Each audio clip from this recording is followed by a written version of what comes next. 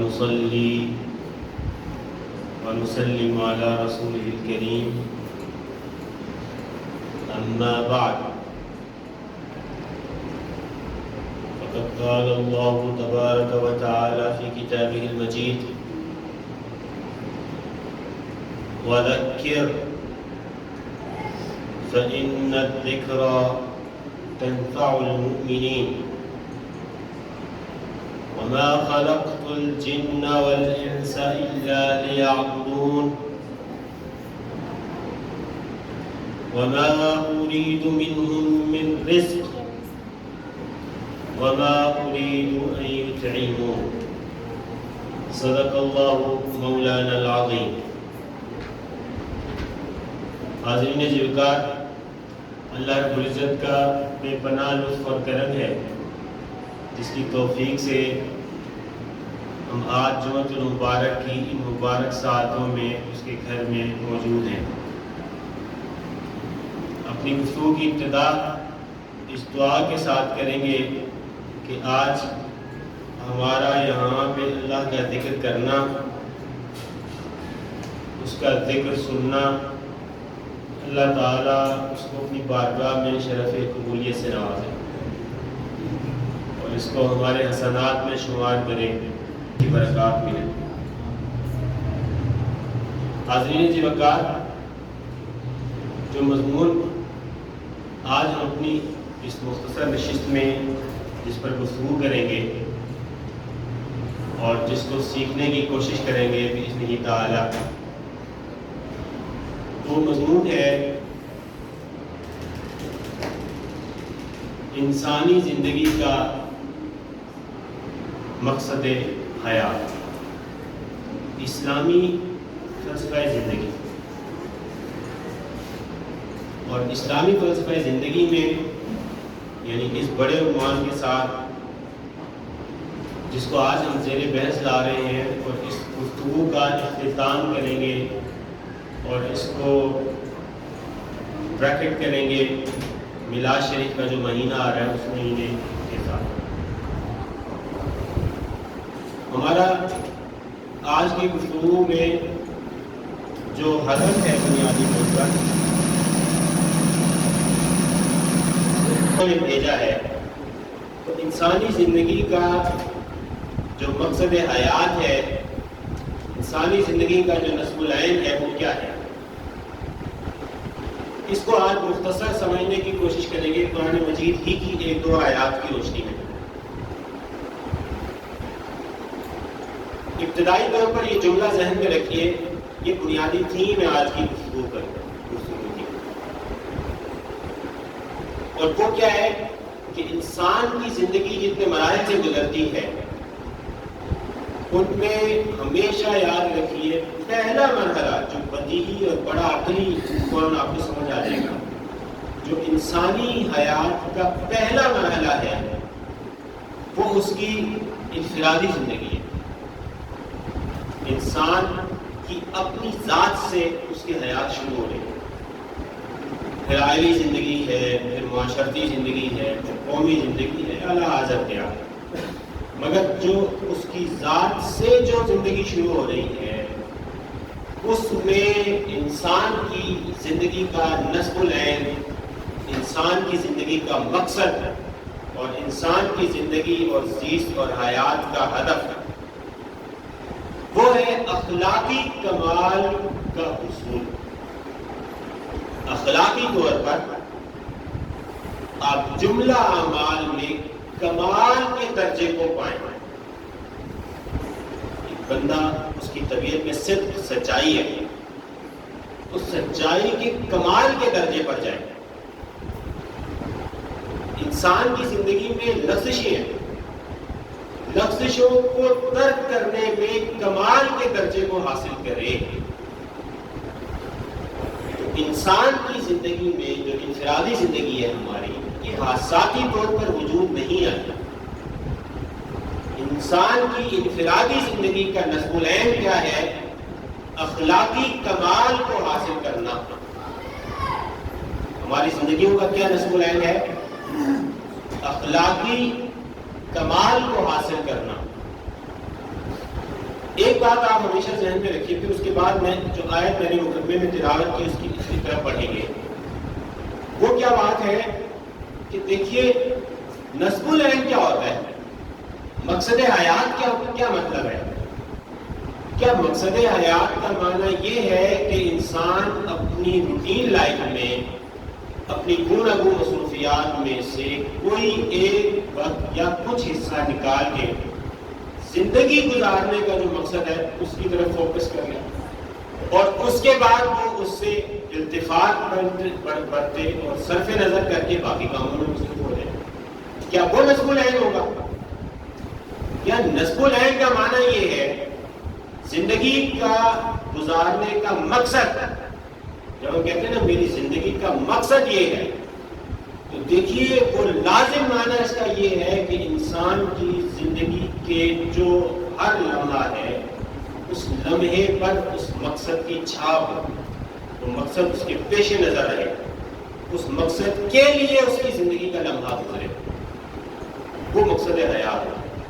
مقصد حیات جب ہم کہتے ہیں, دیکھیں نا مثال کے طور پہ اگر کسی زندگی کا مقصد ہے امتحان میں کامیابی لینا, تو اب وہ کیا ہے, اس کی زندگی کا ایک ہدف ہے, وہ اس پر فوکس کیے گئے. ایک چھوٹا سا مقصد ہے, آپ کہتے ہیں میں فلاں چیز اچیو کرنا چاہتا ہوں, تو وہ ایک چھوٹا سا مقصد ہے. ہم بات کر رہے ہیں پوری زندگی کے مقصد کا. پیدا کیوں ہو گئے ہیں؟ کیا اس لیے پیدا ہو گئے کہ کھائیں پیئیں سوئیں, زندگی گزاری, پھول پھول حرکتیں کی اور قبر کی رات آ گئی, اس لیے پیدا کیا گیا؟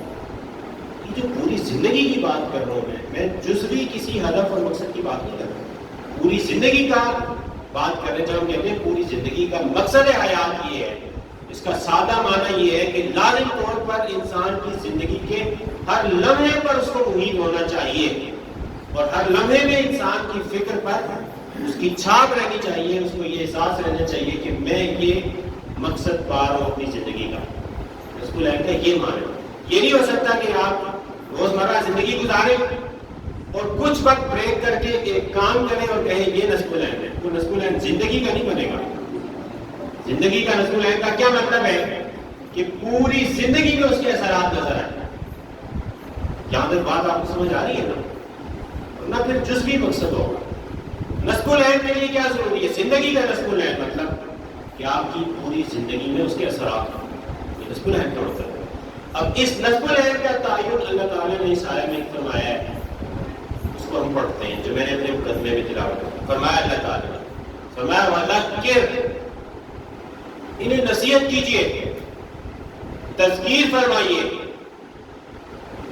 انہیں رشد اور ہدایت کی طرف رہنمائی فرمائیے, نصیحت فرمائیے, باز فرمائیے.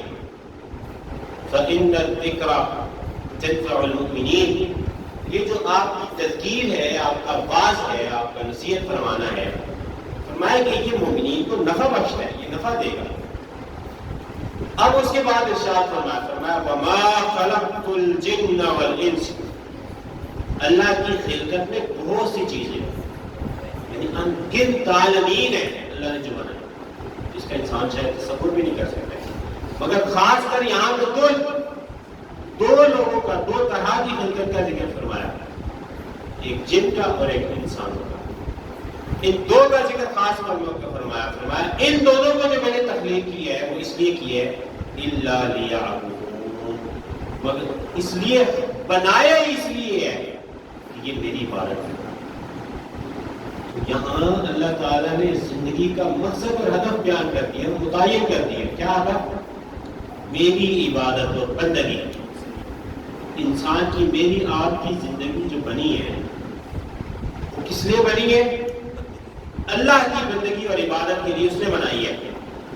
پھر فرمایا وَمَا أُرِيدُ مِنْهُمْ مِنْ رِزْقٍ, فرمایا کہ میں خدا کی ذات ہوں, میں بے نیاز ہوں, میں تو دینے والا ہوں, میں ان سے کوئی رزق نہیں مانگتا کہ مجھے کوئی رزق دے, یہ میں نہیں مانگتا. اللہ کی ذات سے بے نیاز ہے. وَمَا أُرِيدُ أَن يُطْعِمُونِ, اور میں یہ بھی ان سے کہتا کہ مجھے کچھ کھلائیں.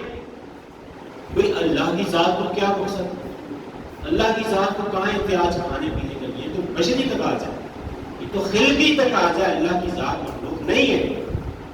یہ تو جسدی تقاضا ہے، اللہ کی ذات جسد اور جسم نہیں ہے، اس سے منزہ ہے اللہ کی ذات. یہ چیزیں تو اللہ کی ذات کی ضرورت ہی نہیں ہے. پھر اللہ تعالیٰ نے کیوں انسان کو پیدا کر دیا ہے؟ کہ اللہ تعالیٰ نے دیکھیے انسان کو اس لیے پیدا کیا ہے کہ والعیاذ باللہ کو یہ سوچے کہ اس کی خلاقیت اور جو خالق ہونے کی جو صفت ہے اس کی ضرورت تھی کہ وہ کوئی چیز پیدا کرے. یہ اللہ کی ضرورت نہیں ہے. وہ جب کچھ پیدا کرے گا تب بھی خالق ہے. وہ پیدا جب اس نے نہیں کیا تھا تب بھی وہ اسی طرح سے خالق تھا. اس کو اس کی ضرورت نہیں ہے. خلاقیت تو اس کو نمود اور نمائش کی تو ضرورت نہیں ہے اللہ کی ذات کو، اس سے بے نیاز ہے اس کی ذات. اچھا کیا اس لیے پیدا کر دیا کہ اس کے کسی بس کی تکمیل ہو؟ یہ اللہ تعالیٰ خالق نہیں ہو سکے گا والعیاذ باللہ ثم والعیاذ باللہ تاکہ کہ وہ خلقت ظاہر نہ ہو. سب کوئی بات اس کے باوجود اللہ تعالیٰ نے انسان کو تخلیق کی ہے. کیوں تخلیق کی ہے؟ بھئی اللہ کی شان تو یہ ہے کہ اللہ تعالیٰ فرماتا ہے ان اللہ هو الرزاق. تو اس کو رزق کیا چاہیے؟ وہ تو رزق دینے والا ہے، ذو القوہ، بڑی قوت والا ہے. اس کو تو کسی چیز کا احتیاج اور محتاجگی نہیں ہے. پھر اس کے باوجود جب اللہ نے ہمیں آپ کو اور انسان کو تخلیق کیا اور جنات کو تخلیق کیا تو وہاں پر جب تخلیق فرمایا تو اس تخلیق کا مقصد کیا فرمایا کہ تمہیں پیدا کرتا ہوں تاکہ تم میری عبادت اور بندگی بجا لاؤ. اور جب تم میری عبادت اور بندگی بجا لاؤ گے تو اس کے نتیجے میں تمہیں تمہاری اپنی ذات نفع اٹھائے گی. تم اپنی اصلاح کرو گے اور تمہاری اپنی ذات اخلاقی کمال کے حصول تک اس کی منزل کو پہنچ جائے گا، وہ اس کو حاصل کر پائے. اللہ نے تخلیق کیا ہمیں اور مقصد خلقت بتلایا کہ ہم اس کی عبادت کریں. اور عبادت کس کی ضرورت ہے؟ ہماری ضرورت ہے. اللہ کو اس کی ضرورت نہیں ہے. وہ معبود ہے، کوئی نہ کرے عبادت تب بھی وہ معبود ہے. معبود ازلی ہے اللہ کے ساتھ. وہ خالق ہے، مخلوق ہو تب بھی وہ خالق ہے. تو خلقت کے بعد اس کی خلاقیت اس وقت بڑھنی تھوڑی ہے، اس سے بے نیاز ہے. نہ تخلیق کرے پھر بھی خالق ہے. اور پھر بھی تخلیق کر دیا تو کس نے کیا؟ کہ انسان اس کی عبادت کو بجا لائے. اور اس کی عبادت کو اللہ تعالیٰ نے انسان کی خلقت کا نصب العین مقرر فرمایا، زندگی کا نصب العین مقرر کیا. اور جب اس کی زندگی کا نصب العین اللہ تعالیٰ نے اس کی عبادت کو بنا دیا تو وہ عبادت انسان ہی کے نفع کے لیے ہے. میں اور آپ اگر اللہ کی ذات کی عبادت کریں گے تو اس کے نتیجے میں اخلاقی کمال تک پہنچ پائیں گے.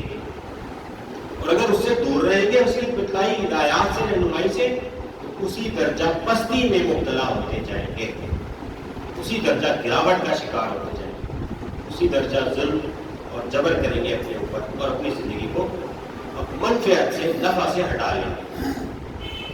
حاصل ہے وقار. اب جب یہ بات آپ بنیادی سمجھ گئے کہ انسان کی انفرادی زندگی میں مقصود اخلاقی کمال کا حصول ہے، اور قرآن کی آیت بتلا رہی ہے کہ تخلیق کا غرض ہی یہ ہے کہ اس کی عبادت کی جائے. اب سوال ایک پیدا ہوگا جس کو ہمیں لازمی طور پر سمجھنا ہے. اس میں مغالطہ ہے عوام میں بھی اور بعض مذہبی پیشواؤں میں بھی. پھر سوال پیدا ہوگا، میں نے آپ کو ابتدا میں بتا دیا کہ انسان کی زندگی کا مقصد جو ہوتا ہے، مقصد وہ چیز ہے جو سانس کے ساتھ چلے، تو زندگی کے ہر لمحے کو محیط ہو. اب لازم طور پر ہمیں یہ سمجھنا ہے کہ عبادت کا کیا معنی ہو. اللہ نے تخلیق اس لیے کی ہے، اس لیے کی ہے کہ ہم اس کی بندگی کریں، عبادت کریں. تو کیا عبادت کا معنی یہ ہے کہ نماز کے وقت میں نماز پڑھیں، رمضان آئے تو روزے رکھ لیں، حج آئے جس پر فرض ہو تو وہ حج کر لے؟ کیا اس کا عبادت صرف یہ جو معروف اعمال ہیں، کیا صرف وہی عبادت ہے؟ ایک سوال پیدا ہوتا ہے۔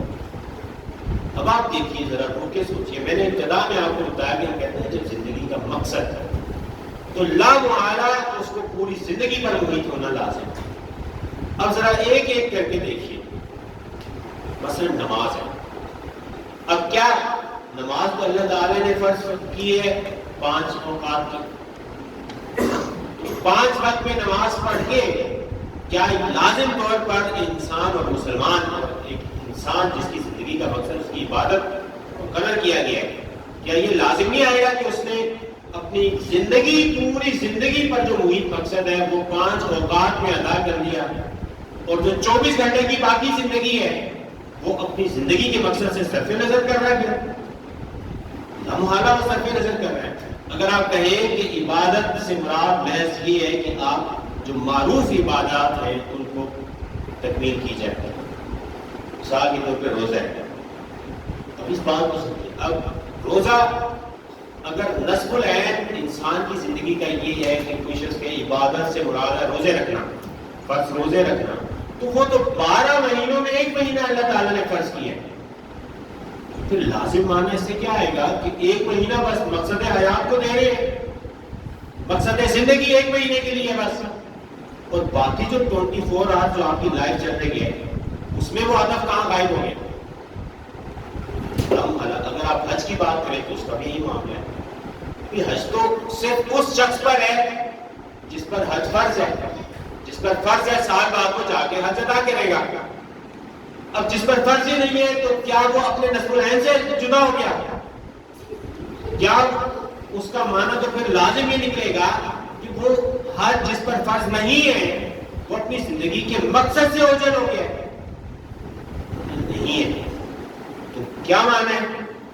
ایک بات ذہن میں رکھیے، یہ جو ہمارے یہاں تصور ہے کہ ایک معروف عبادات کا اختیار کرنا ہی عبادت ہے، یہ بیسیکلی تصور رحمانی جو تھے ان کے یہ وہ والا تصور ہے، یہ اسلامی تصور نہیں ہے، یہ تو گویا رہبانیت اختیار کرتے ہیں۔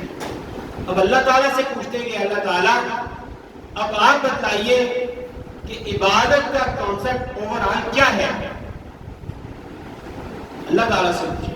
اللہ تعالیٰ نے قرآن مجید میں کیا ارشاد فرمایا؟ فرمایا لیس البر، فرمایا لوگوں بھلائی یہ نہیں ہے، نیکی یہ نہیں ہے، عبادت یہ نہیں ہے ان تولوا وجوہکم قبل المشرق والمغرب، کہ آپ مشرق مغرب اپنے چہرے پہ لیں۔ تو جو عبادت ایک رسم کے طور پر ہے، فرمایا یہ عبادت نہیں ہے کہ چہرہ ادھر کر لیں چہرہ ادھر کر لیں، عبادت نہیں ہے محض۔ پھر کیا ہے؟ وَلَكِنَّ الْبِرَّ، اب بھلائی، عبادت، نیکی آپ کی اور ہماری زندگی کا نصب العین ہے، زندگی کا مقصد وہ کیا ہے کہ من آمن باللہ، اللہ کی ذات میں ایمان، والیوم الآخر، اور اللہ کی قیامت کے جو اللہ نے مرتب کرنی ہے یوم آخرت، اس پر ایمان لانا، ایک چیز ہوگی۔ وَلَكِنَّ الْبِرَّ مَنْ آمَنَ بِاللَّهِ وَالْيَوْمِ الْآخِرِ وَالْمَلَائِكَةِ وَالْكُتُبِ، ملائکہ پر ایمان، کتابوں پر ایمان اور نبیین پر ایمان۔ یہ جہاں تک پہلا پورشن جو ہے یہ ہو گیا عبادات سے متعلق، یہ ہو گیا اعتقاد سے متعلق، یا اللہ پر ایمان لائیں، نبیوں پر ایمان لائیں، ملائکہ پر ایمان لائیں، یہ اعتقادی جہد ہو گئی ہماری۔ اس کو اللہ تعالیٰ نے کیا فرمایا؟ یہ بھی نیکی اور بھلائی ہے۔ پھر اسی پر اکتفا نہیں کیا بلکہ عبادت، نیکی، بھلائی کا جب معنی اللہ تعالیٰ نے بتلایا تو ساتھ میں فرمایا وَآتَ الْمَالَ عَلَىٰ حُبِّهِ ذَوِي الْقُرْبَىٰ، اور وہ اپنے جو دو معنی پسندیدہ مال بھی اور اللہ کی رضا کے کو چاہتے ہوئے مال نوازے، تقسیم کرے، مال عطا کرے، کس کو؟ ذوی القربیٰ، جو قرابت دار ہے، قرابت داروں کو مالی معاونت کرنا یہ بھی عبادت ہے، مقصد حیات ہے۔ یتیموں کو اور مساکین کو اور راہ سفر کرنے والے لوگوں کو اگر دشوار ضرورت ہو کسی کو مال کی والسائلین، سوال کرنے والے جو حضرات ہیں، مانگنے والے ہیں، جو لوگ سوال کر رہے ہیں ان کو مال دینا یہ بھی عبادت ہے۔ آپ دیکھیے عبادت کا کانسیپٹ جو ایک معروف ہے، نماز، روزہ، حج، زکات، اس سے بڑھ کر اللہ تعالیٰ نے کتنا اس کو وسیع کر دیا اور کہا کہ مالی معاونت کرنا جو ہے، معاشرے سے جو معاشرے میں جو تنگ دستی ہے اس کو رفع کرنا، مالی پریشانی اگر کسی کا کوئی شکار ہے تو اس کی مالی پریشانی کو دور کرنا، فرمایا یہ بھی عبادت ہے، مال کو عطا کرے اور سوال کرنے والے سائلین کو نوازے۔ اور پھر کیا فرمایا؟ وَأَقَامَ الصَّلَاةَ، مال کو عطا کرنا یہ بھی عبادت ہوگی، ضرورت مند کی ضرورت پوری کرنا، سائل کا سوال کا نتیجے میں عطا کرنا عبادت ہوگی۔ اور پھر نماز کا قیام کرنا، اور جب نماز کا قیام ہو جائے تو آگے کیا فرمایا؟ زکوٰۃ کی ادائیگی یہ بھی عبادت ہے۔ پھر فرمایا وَالْمُوفُونَ بِعَهْدِهِمْ إِذَا عَاهَدُوا، جب آپ لوگ عہد و پیمان کر لیں آپس میں تو عہد و پیمان کو پورا کرنا یہ عبادت کا حصہ ہے، یہ عبادت کا حصہ ہے جس کو اللہ تعالیٰ نے ہماری آپ کے مقصد حیات بنایا ہے، ہم نے اس چیز کو بھی سیکھنا ہے۔ اور پھر فرمایا وَالصَّابِرِينَ فِي الْبَأْسَاءِ وَالضَّرَّاءِ، اور صبر کرنے والے، مصائب اور آلام میں صبر کرنے والے، اور مشکلات اور شدائد میں صبر کرنے والے، وحین البحث، اور جنگ و جدال کی اگر صورت ہو تو اس میں اللہ کی ذات میں توکل کرتے ہوئے صبر کرنے والے۔ فرمایا یہ جو سب لوگ ہیں اولئک الذین صدقوا، یہ وہ لوگ ہیں جنہوں نے سچا کیا ہے، جو سچے ہیں، جو اللہ کی بات پر اور اللہ کی ذات پر کاملا ایمان لانے والے، پہلے صدق ہے۔ وَأُولَٰئِكَ هُمُ الْمُتَّقُونَ، اور فرمایا تقویٰ والے بھی یہی لوگ ہیں۔ آپ دیکھیے حاضرین جوکار، ہم نے بات کی انسان کی انفرادی زندگی کا نصب العین، اخلاق کے کمال کا حصول۔ پھر ہم نے کہا اللہ تعالیٰ نے بتلایا کہ آپ کو ہم نے پیدا اس لیے کیا ہے اس کی عبادت کریں۔ اس سے لازم معنی ہم نے ایک سمجھنے کی کوشش کی ہے یہاں پر کہ بھئی عبادت اگر مقصد حیات ہے تو وہ ممکن نہیں ہے جبکہ آپ انسان ہر لمحہ عبادت میں نہ گزارے۔ تو ہمارے ہاں عبادت سے عام معنی جو مراد دیا جا رہا ہے، بعض اوقات کی عبادت مختص شکل اور اوقات کے ساتھ جو مختص ہے اعمال ان کا ادا کر دینا، یہ اللہ تعالیٰ کا دیا عبادت کا عمومی تصور نہیں ہے۔ اللہ تعالیٰ کا عبادت کا جو تصور عبادت کا ہے اس میں مال کی ادائیگی ہے، غریب کے استحصال کو دور کرنا ہے، اس میں مالی معاونت کرنا ہے، معاشرے سے غربت کا خاتمہ کرنا ہے، اس میں خیر کے لوگوں کو دعوت دینا ہے۔ وہ ایک وسیع کانسیپٹ ہے، اور اگر آپ اس کانسیپٹ کو سمجھنے میں کامیاب ہو جاتے ہیں تو آپ کو یہ بات بھی بخوبی سمجھ جائے گی کہ مقصد زیست اور حیات اللہ تعالیٰ نے اگر عبادت کو رکھا ہے تو اس کے اندر عبادت وہ ایک وسیع تصور میں ہے، نہ کہ عبادت محض نماز، روزہ، زکوٰۃ کی ادائیگی کرنا۔ جب آپ یہ بات سمجھ گئے تو اب اگلی بات سمجھیے، اور وہ ہے کہ یہ جو میں نے جو بے ذکر کیا، میں نے آپ سے کہا کہ یہ تصور کر لینا کہ عبادت کیا ہے کہ صرف نماز پڑھ لینا ہے، فلاں کام کر لینا، فلاں لینا، یہ راہبانہ اور مسیحی تصور عبادت تھا۔ ان کے ہاں یہ تصور تھا کہ آپ کو اگر عبادت کرنی ہے تو دنیا کے کاج چھوڑنے پڑیں گے۔ یہاں یہ بات بہت سمجھنا ضروری ہے کہ جو قرآن نے عبادت کا تصور دیا ہے، جو میں نے آپ کو بتلایا کہ یہ چیزیں بھی عبادت ہے۔ آپ کسی محلے میں کسی کی مدد کر رہے ہیں تو آپ اللہ کی رضا کے لیے جب کر رہے ہیں تو عبادت ہے، وہ آپ کی عبادت ہے۔ آپ معاشرے سے اگر ظلم کا خاتمہ کر رہے ہیں تو وہ آپ کی عبادت ہے، لوگوں کو تعلیم اور شعور دے رہے ہیں تو وہ سب آپ کی عبادت ہے اگر آپ اللہ کی رضا کے لیے کر رہے ہیں۔ تو اسلام نے جو عبادت کا تصور دیا ہے وہ آپ کو رہبانیت نہیں سکھا رہے ہیں۔ رہبانیت کا تصور تھا کہ آپ کام سب چھوڑ کے جناب ایک جگہ پہ جا کے بیٹھ جائیں، یہ ان کا تصور عبادت تھا۔ اسلامی تصور عبادت یہ نہیں ہے، وہ ایک محیط تصور ہے جو انسان کے فکر اور عمل دونوں کو شامل ہے۔ انسان کے فکر اور عمل دونوں کو شامل ہے. لہذا اسلامی تصور اور قرآنی تصور عبادت میں جس کو مقصد زیست بنایا گیا ہے اس میں عقائد ہے جو میں نے آپ کو بتایا، آمنا باللہ والیوم الآخر، جو آگے پوری آیت میں آیا. اس میں جو بڑا اہم عنصر ہے وہ یہ ہے کہ آپ اور ہم جو کام کریں وہ اللہ کی رضا کے لیے ہو. وآتَ الْمَالَ عَلَىٰ حُبِّهِ، اللہ کی محبت میں مال تقسیم کرے، اللہ کی محبت میں غربت کا خاتمہ چاہے، اللہ کی محبت میں ایک دوسرے کی مدد اور معاونت چاہے، اللہ کی محبت میں اور اس کی رضا کے لیے ایک دوسرے کی پریشانی کو دور کریں. یہ سب تصور عبادت ہے، اس میں اللہ کی محبت لازم ہے. پھر اس میں صحت اعمال ہے، اس میں ایفاء عہد ہے، صبر اور تحمل ہے. یہ سب چیزیں جڑیں گی تو عبادت ہے. لیکن اگر کوئی شخص اس کو تقسیم کر لے گا تو سمجھے کہ وہ جب اس نے عبادت کو کے تصور میں تقسیم کر دی تو ایک جز کو لے لیا. اب جب اس نے ایک جز کو لے لیا تو وہ عبادت میں کامل نہیں ہو سکے گا.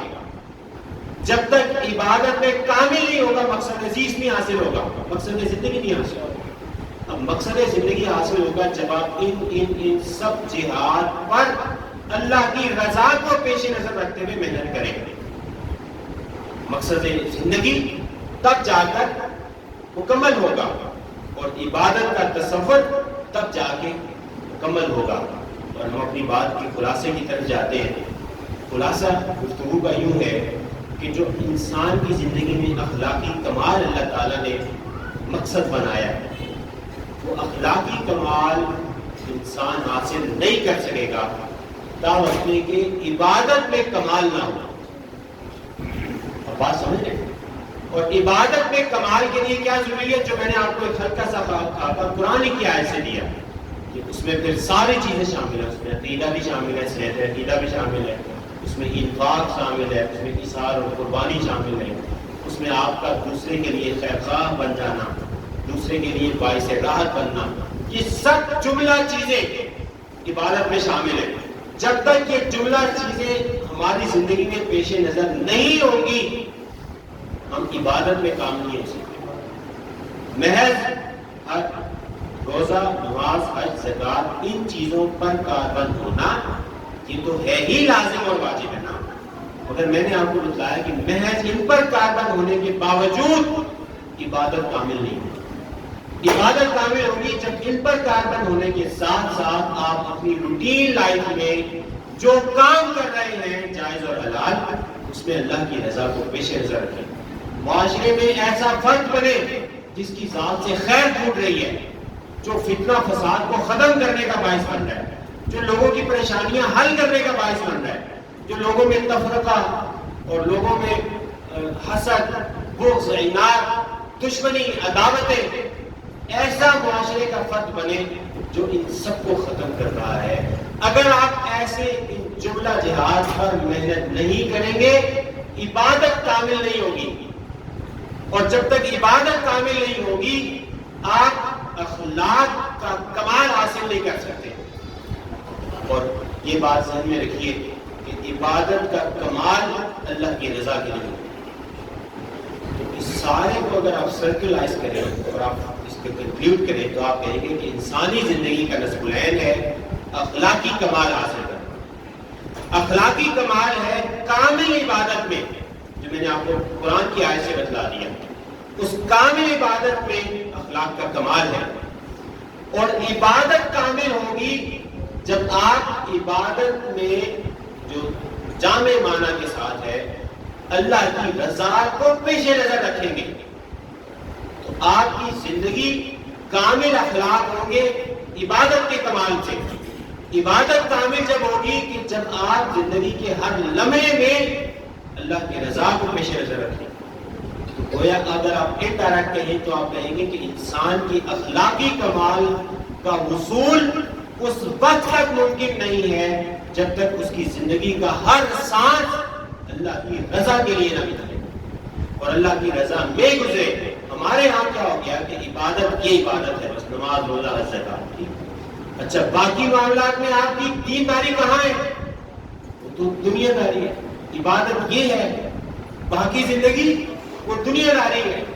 یہ جو ہم نے تقسیم کر دی کہ بھئی یہ دینداری ہے اور یہ معاملات میں جائیں گے تو دنیا داری ہے، یہ سمجھ لیں یہ ہم عبادت کے تصور میں نقص ہے. اس کے نتیجے میں یہ تقسیم تفریق پیدا ہوئی ہے. دنیا داری جو دنیا میں آپ کا جو گزر بسر ہونے وہ اللہ نے آپ پر لازم کیا ہے. معاش اللہ نے آپ پر لازم کیا ہے. اللہ کی رضا کے لیے معاش حاصل کریں. مارکیٹ میں بیٹھ کے ٹریڈ آپ جو کر رہے ہیں، تجارت کر رہے ہیں، بزنس کر رہے ہیں، یہ اللہ نے آپ پر لازم کیا ہے. اللہ کی رضا کے لیے کریں. اس کو دھوکہ دہی سے پاک کریں، اس میں اپنے آپ کو فیئر کریں، جھوٹ نہ لائیں، اس کے اندر دھوکہ بازی نہ کریں. وہ آپ عبادت کر رہے ہیں. میں نے آپ کو بات بتلائی، دو باتیں بتلائی. زندگی کا مقصد اخلاق کا کمال ہے. اخلاق کا کمال ممکن نہیں ہے جب تک کہ عبادت میں کمال نہ ہو. اور عبادت میں کمال کا معنی کیا ہے کہ یہ تفریق ختم کریں کہ یار یہ بس عبادت مسجد میں ہے، بس جمعے کی نماز پڑھنے آگے عبادت ہوگی. نہیں، جب آپ جمعے کی مسجد نماز کے بعد جب آپ گھر جائیں گے تو گھر میں بھی آپ حالت عبادت میں ہیں.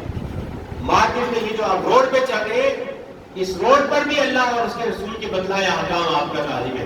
حضور نے فرمایا آج الطریق حق کا ہوگا. لوگ صحابہ کرام دوست باہر بیٹھے ہوئے تھے، رستے پر بیٹھے ہوئے تھے، تو حضور نے فرمایا کہ رستے پہ نہ بیٹھو. میں رسول اللہ بیٹھ کے ہم باتیں کر رہے ہیں. میں اچھا اگر بیٹھ کے باتیں کر رہے ہو تو پھر رستے کو اس کا حق دو. تو صحابہ نے کہا یا رسول اللہ رستے کا کیا حق ہے؟ اور میں غض البصر، اپنی نگاہ نیچے رکھوں.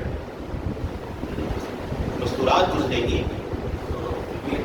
مستورات گزرے گی تو نگاہ نیچے رکھیں، تو تکلیف نہ دیں. یہ کہ ایسے ٹھٹا نہ لگائیں کہ آپ کے محلے دار کو تکلیف. یا آپ رستے کے حقوق میں بھی آپ عبادت کو، یہ بھی آپ کی عبادت ہے.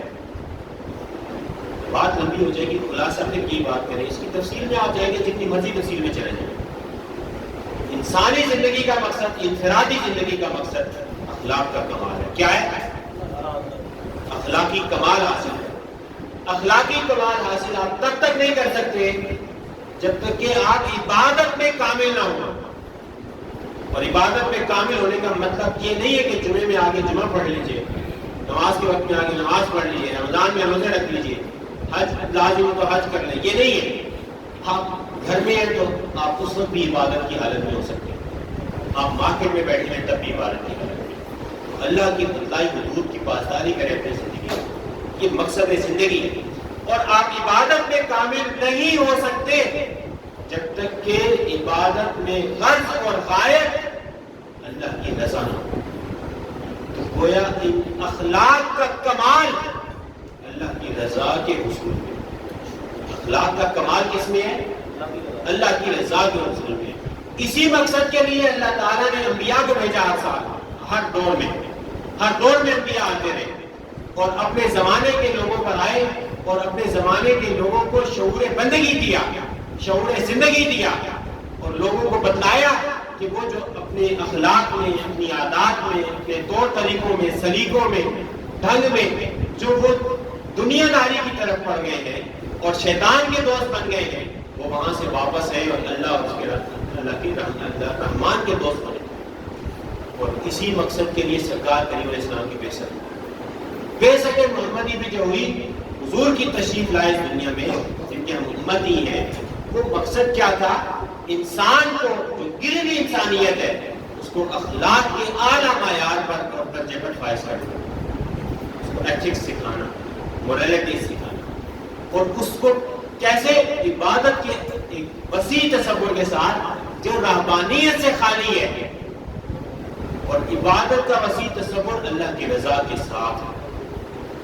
یہ انبیاء آئے اور ہم اب جس مہینے میں ہیں اور آگے حضور کی مولد کا مہینہ آ رہا ہے، ہم اور آپ آج کی مجلس میں یہ عہد کر کے اٹھیں گے کہ حضور کی بعثت کا مقصد، حضور کی ولادت کی خوشی بھی منائیں گے، اور جو حضور کی بعثت کا مقصد تھا کہ انسان کو مقصد زیست سے متعارف کرانا، آشنا کرانا، انسان کو، ہمیں اور آپ کو اپنی زندگیوں کو بامقصد بنانے کی ترغیب دینا، اپنی زندگیوں کو کے اندر ایک انقلاب پیدا کرنے کی ترغیب دینا اور تعلیم دینا اپنے اسوہ کے ذریعے. وحی الہی کی تعلیمات کے ذریعے ہم نے کوشش کرنی ہے کہ مولد کی خوشی بھی منائیں گے اور کوشش کریں گے کہ عبادت بس مسجد کے اندر تک نہ رہے، ہماری زندگیوں میں عبادت، ہماری زندگی میں کہ ہر سٹیپ پر عبادت ہو، اللہ کی رضا کی خاطر جو کام آپ اللہ کی رضا کی خاطر کریں گے وہ عبادت ہوگی۔ اللہ تعالیٰ سے اس دعا کے ساتھ اپنی گفتگو کو اختتام کر کے اللہ تعالیٰ ہم سب کو زندگی گزارنے کا مقصد نصیب کرے، اللہ تعالیٰ ہم سب کو اخلاق کا کمال دے اور اللہ تعالیٰ ہم سب کو عبادت کا جو ایک جامع تصور اللہ رسول نے قرآن میں بیان فرمایا ہے اس کو سمجھنے کی توفیق دے اور ہمیں اپنی زندگی کے ہر لمحے میں اخلاص کی دولت نصیب فرمائے۔ وما علیہ السلام۔